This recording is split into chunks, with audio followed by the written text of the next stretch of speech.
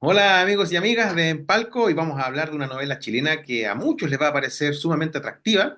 Se trata de una historia policíaca con tintes de terror que se llama Alevosía y es el nuevo trabajo del escritor y guionista, por supuesto, Pablo Illanes, que está con nosotros para profundizar más sobre ella. Bienvenido Pablo y gracias por estar una vez más con nosotros. Muchas gracias por la invitación y feliz de poder compartir esta locura con ustedes. Primero, Pablo, como es habitual, quiero partir por el germen de la historia. Alevosía, el caso del asesino de influencers. ¿Cómo nace? Esta historia nace justo después de la pandemia, como un año después de la pandemia, cuando empezamos como a salir por primera vez. Inicialmente era un proyecto que era una serie nocturna que yo pensaba hacer en Chile en algún momento, pero ni siquiera llegué nunca a presentarla. Eh, Muy luego se convirtió en una novela.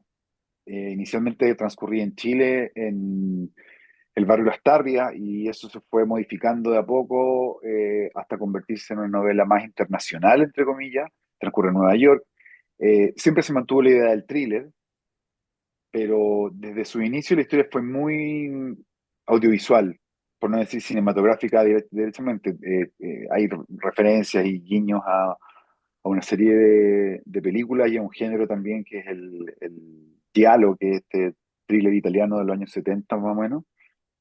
Y nada, ese fue el germen, que que tenía muchas ganas de contar una historia de asesinos. No sabía cómo hacerlo, no sabía si hacerlo directamente como un thriller convencional o como un thriller doméstico, como está tan de moda ahora, que son los thrillers que no tienen policías. Ese thriller sí tiene policía, la protagonista es Jackie Bravo, policía. Entonces sí, fue un desafío bastante grande, porque creo que hay una abundancia del género, true crime, policial, thriller, como quiera llamarle.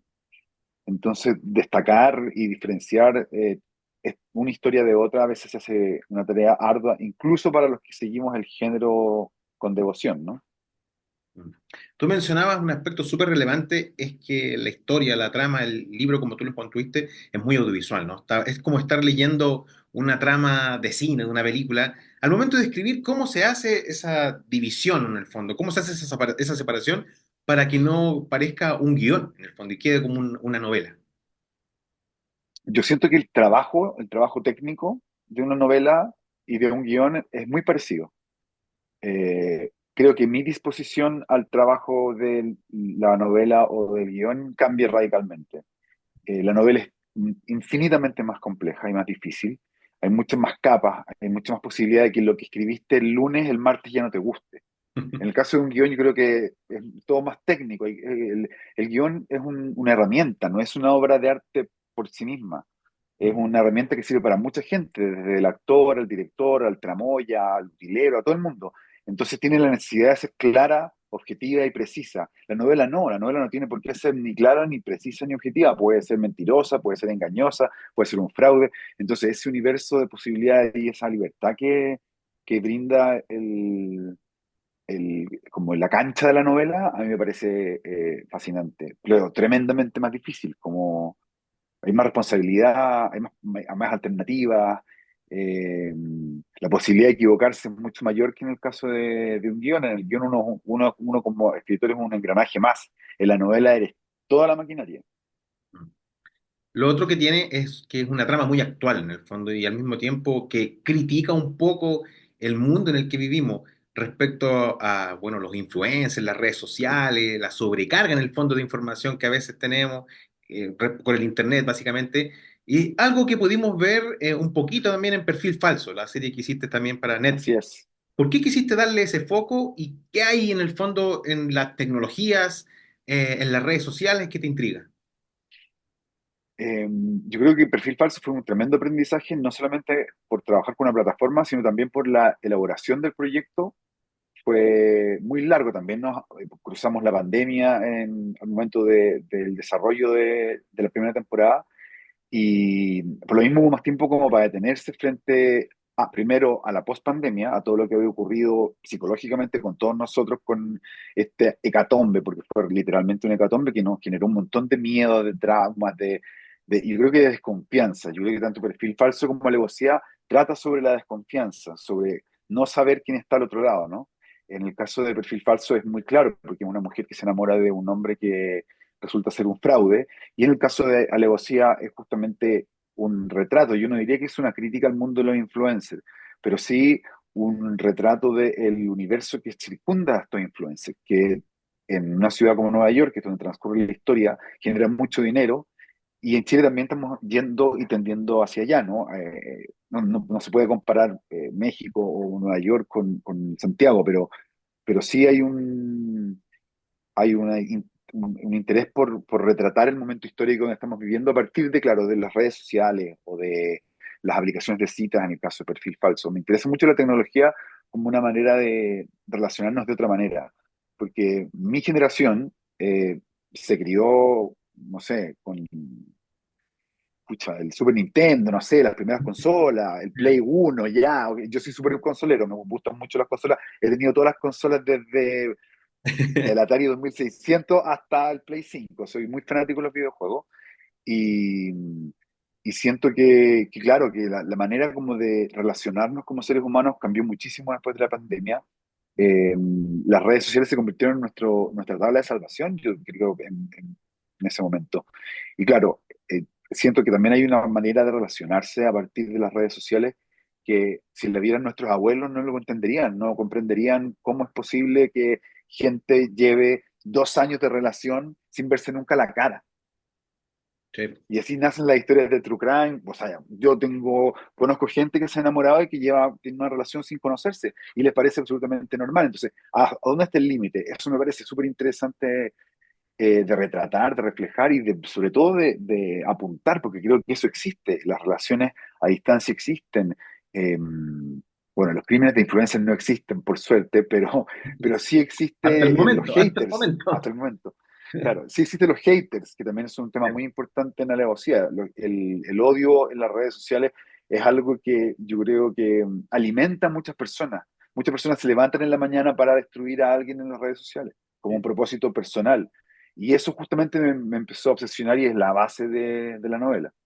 Sí, por supuesto. De hecho, de repente en las redes sociales hay mucho odio. Y lo que tú mencionabas también, Claro, por ejemplo, está ese programa, creo que se llama Todo en 90 días, que es la gente que se conoce y se reencuentran y hablan por redes sociales y después se reencuentran y tienen que poco menos que generar esta relación en 90 días. De verdad que es una locura. Pero bueno, para que la gente más o menos entienda o sepa de qué se trata la alevosía, bueno, parte con la muerte de esta extremadamente popular influencer, Estefanía Lenzi, que ese apellido tampoco es al azar. Hay Humberto Lenzi puede aparecer por ahí. Eh, mira, te voy a mostrar algo. Mira, ¿ves? Ahí estamos. Ahí está la razón de ser Ahí de... está la razón de Estefanía Lenzi. Exacto, claro, de Estefanía Lenzi. Pero bueno, muere por un asesino desconocido, pero que ella deja entrar a su casa, por lo tanto no es tan desconocido. Y bueno, posteriormente la historia nos presenta a la detective Jackie Bravo y a su compañero Derek Martino, que también es otro apellido que también puede aparecer ahí en el cine italiano. Eh, mira qué bueno. Pero por lo tanto es una novela que tiene tanto de policial como de slasher, como de terror. Este es tu primer libro policíaco. ¿Por qué quisiste probar un poco con este género también? Mm, tiendo a pensar que fue una deuda en algún momento porque cuando yo leí la contrataba del libro que la escribió mi editor Daniel Lave y decía la primera novela policial, yo pensé, pues es la primera novela policial que escribo. Tenía la idea como que había escrito tantos policiales como en guión para tele y otras cosas, que claro, sí, pero técnicamente es mi primera novela policial, a pesar de que mis novelas anteriores igual tenían un coqueteo con el género, pero fue un proceso muy natural la elección del tema.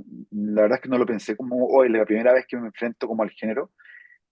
Soy muy lector de novela policial, me interesa muchísimo como técnica y como estructura. Creo que es, de todas las novelas, es la más técnica, la que necesita una estructura más férrea, más eh, sólida en términos argumentales para poder sostener, no sé, la inverosimilitud o la falta de plausibilidad que pueda tener algún elemento de la historia. Las novelas policiales, o las que me gustan a mí por lo menos, siempre son muy extremas. A mí me gusta, no sé, Jim Thompson, que es muy sucio, es muy directo, le gusta la oscuridad y le gusta los personajes bastante extremos. Eh, pero por otro lado también tenía la intención, y eso sí fue premeditado, con premeditación y alevosía, la idea de tener, de poder diferenciarse de otras novelas parecidas, eh, con una perspectiva más de género y de inclusión. Por eso los dos detectives tienen esta relación tan particular, por eso el asesino también se escapa un poco del molde que habíamos visto y también lo más importante de todo, que es el gran desafío y la gran pregunta que se hace el escritor al momento de enfrentar una novela, es quién cuenta la historia. Claro. Eh, Esta es la primera vez que yo escribo algo donde hay un narrador omnisciente absoluto que maneja todos los vericuetos de la historia y podemos saltar de un lado a otro y tenemos un punto de vista del asesino. En el fondo es una novela mucho más libre y eso creo que se nota al momento de leerla. Yo antes había escrito en primera persona, había hecho una carrera como en las novelas y en algunos cuentos también que he escrito, siempre desde el primera persona, el retrato más íntimo, ¿no? Pero no, el proceso estuvo lleno de desafíos en realidad, como todas las novelas siempre presentan un mundo nuevo y siempre uno, por suerte, termina aprendiendo algo que no sabía. Respecto a la figura del asesino, me imagino que es determinante también y es súper desafiante tratar de escribir o de crear en el fondo un asesino, sus motivaciones. ¿Cómo fue ese desafío? Bueno, te voy a contar la verdadera historia. Me imagino que como cinéfilo tú conoces a Henry retrato de un asesino en serie, la Sí, película. sí. Y el Es documental una también de película, Netflix es muy bueno. sí, es muy buena, sí. Sí. Eh, Esa película, bueno, para mí, cuando la vi en su momento, creo que es de los 90 por ahí, tal vez un poco antes, 89 no sé, Y medio. me marcó muchísimo. Me marcó, le encontré un retrato de un asesino directo, como sin concesiones, sin esa parafernalia hollywoodense o sin redención. Me marcó muchísimo la película. No sé si es mi película favorita, porque es una película bastante dura. El director después hizo una carrera súper distinta, hizo Criaturas Salvajes y un montón de películas que me gustan mucho. Pero esta en particular, pues, es su primer largometraje, se llenó de gloria y siempre tuve la idea como de qué pasaría si llevar Henry retrata a un asesino en serie, esa como idea de sentir al asesino en tu propia piel, o sea, de sentirte tú como asesino, llevarlo a la literatura. Siempre fue un desafío que, bueno, pasaron millones de años, nunca más toqué el tema y cuando estaba escribiendo Alevosía, eh, sentí que era muy necesario el elemento del miedo, el elemento como de la desazón, algo que desequilibre un poco en términos argumentales, estructurales, psicológicos, que también como que altere al lector de alguna forma. Sentí que la novela estaba muy segura todavía. Y llevaba ya 200 páginas de la novela y empecé a desarrollar al mismo tiempo este retrato de un asesino en serie en primera persona, tratando de meterme en la piel del asesino y sobre todo tratando de mostrarle al lector lo frustrante, desesperado y terrible que puede ser el día a día y el hora por hora de un asesino en serie. Bueno, a medida que hemos conversando, bueno, han ido apareciendo referencias. Tú como fanático del cine, como amante del cine y también como realizador, en el fondo, has ido dejando pequeñas como sorpresitas para los amantes del cine de terror. Pero ¿qué otras influencias, aparte, por ejemplo, de Henry, audiovisual o literaria, tuviste para crear esta novela?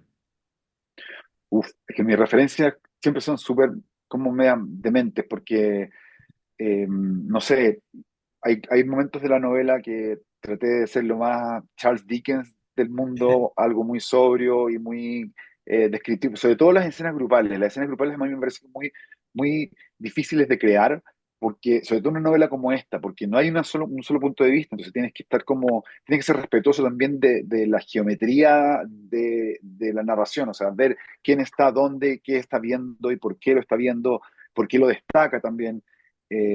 Si hay algo que uno aprende, creo yo, como guionista, es que todo tiene que estar en la página por algo.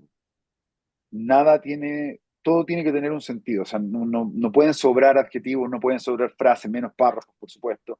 Y de pronto uno como autor se engolosina y es obvio que hay cosas que van a ser. Eso uno lo va aprendiendo con el tiempo. Yo creo que uno nunca lo termina de aprender en un 100%. Siempre hay algo que sobra, en el fondo. Mm. Pero, pero creo que eso, y las referencias, claro, pasan como tú bien dijiste, por el slasher, que también es un género muy denostado y que me interesa muchísimo, pero yo creo que el diálogo es Ya. el que fue más definitivo y fundamental.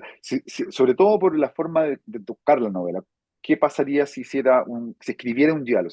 Bueno, el diálogo originalmente es literario, son novelas que fueron adaptadas al cine y muchos directores italianos las hicieron y después, bueno, los americanos como que copiaron el formato para crear el slash. Es algo que nadie dice mucho, pero es evidente que, no sé, Martes 13 tiene mucho de las películas de Mario Bava, qué sé yo, hay muchas referencias y cruzadas entre películas de la misma década prácticamente, ¿no? Porque es fines de años de la década de los 70.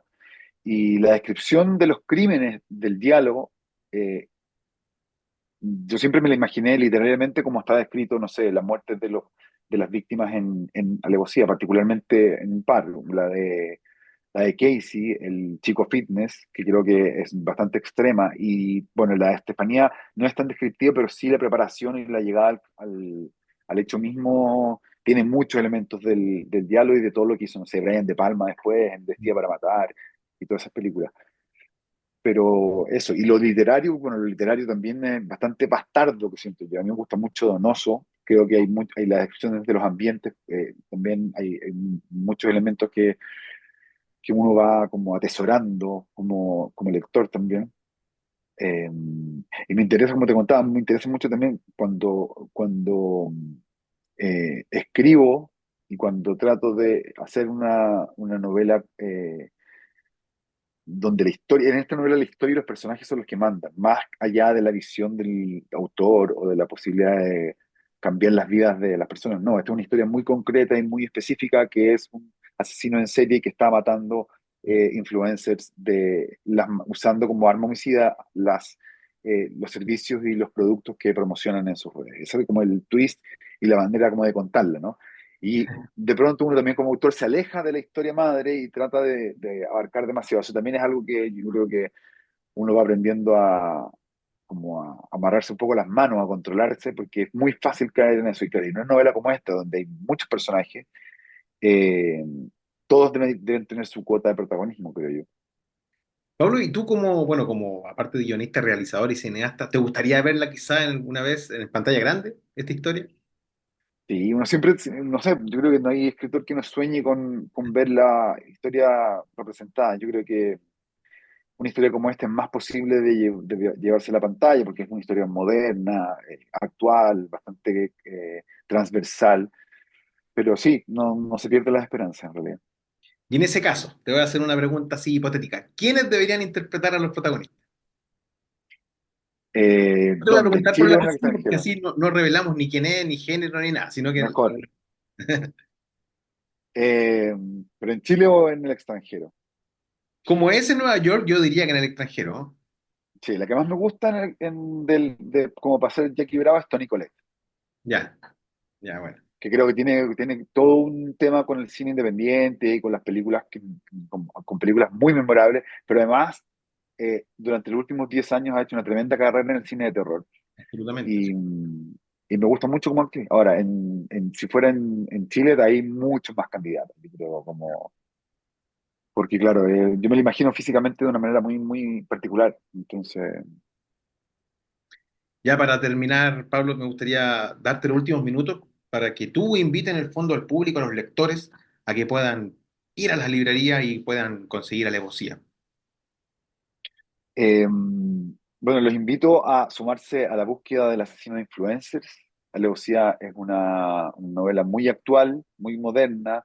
Eh, lo mejor que me han dicho durante este mes que lleva la novela en librerías es que es una novela que se lee de un tirón como si fuera una serie de Netflix, es una novela que se puede maratonear, básicamente. Y creo que el desafío de lograr una novela entretenida, pero que al mismo tiempo emocione y que comprometa a los personajes es enorme y este es el equilibrio que uno siempre está tratando de buscar. Así que, no sé, los invito a acercarse a las librerías y probar suerte buscando al asesino. Fantástico, Pablo y Llanes, te agradezco nuevamente por tu tiempo y por supuesto te Muchas felicito gracias. por tu trabajo en alevosía. Vamos a quedar atentos ahí a todo lo que pueda salir ya, quizá a próximas publicaciones. Por supuesto, muchas gracias por la invitación. No, muchas gracias a ti. Un abrazo.